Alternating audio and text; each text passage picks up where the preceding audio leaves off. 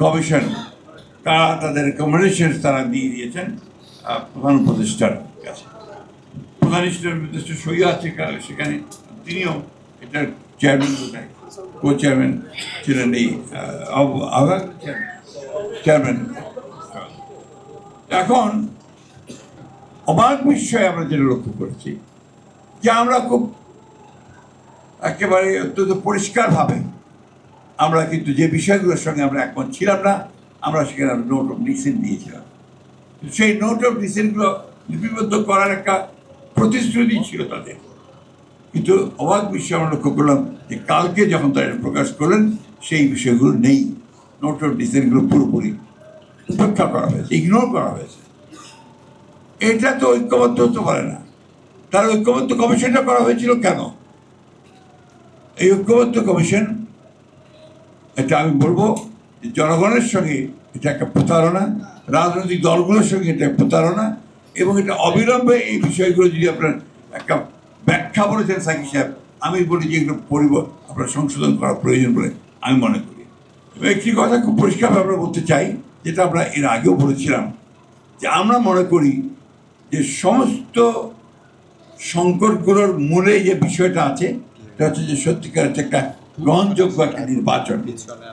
সেই নির্বাচনের মধ্য দিয়ে জনগণের যে পার্লামেন্ট তৈরি হবে, সেই পার্লামেন্টে এই সমস্ত যে সমস্যাগুলো হয়েছে তাকে তারা সংবিধানের মধ্যে নিয়ে আসবে এবং সেগুলো সেভাবে দেশ চলবে।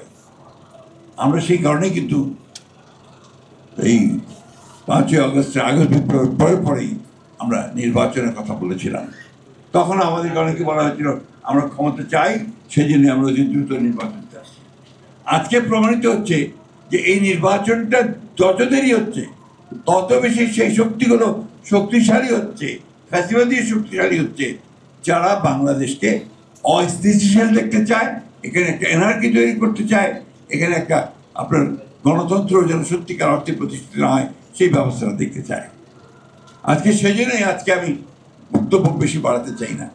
আমি অন্তর্বর্তীকালীন সরকারের প্রধান উপদেষ্টার দৃষ্টি আকর্ষণ করে বলতে চাই, আপনি কিন্তু আপনি জনগণের সামনে কিন্তু প্রতিশ্রুতিবদ্ধ, ওয়াদাবদ্ধ যে আপনি এখানে সত্যিকার অর্থেই যেটুকু সংস্কার দরকার সেই সংস্কারগুলো করে আপনি জনগণের যে কাছে গ্রহণযোগ্য নির্বাচন দেবেন, সেই নির্বাচনের মধ্যে দিয়ে পার্লামেন্টে আসবে, সেই পার্লামেন্ট এই দেশের সংকটগুলোর সমাধান করবে।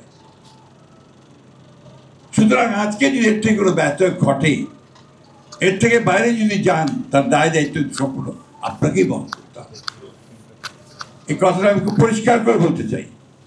সেই জন্যই আমি আশা করব যে তারা তাদের এই উপলব্ধি আসবে এবং অতি দ্রুত এই সংস্কার কমিশনে সকল দলগুলোর মধ্যে যেগুলো আমাদের একমত হয়েছি এবং যেগুলোতে দ্বিমত পোষণ করেছি সব কিছুকে নিয়ে একটা নির্বাচন আপনি অবিলম্বে দেবেন, যে নির্বাচনের মধ্য দিয়ে আমরা একটা জনগণের একটা পার্লামেন্ট তৈরি করতে পারবো, একটা জনগণের শাসন আমরা দেশে নিয়ে আসতে পারবো।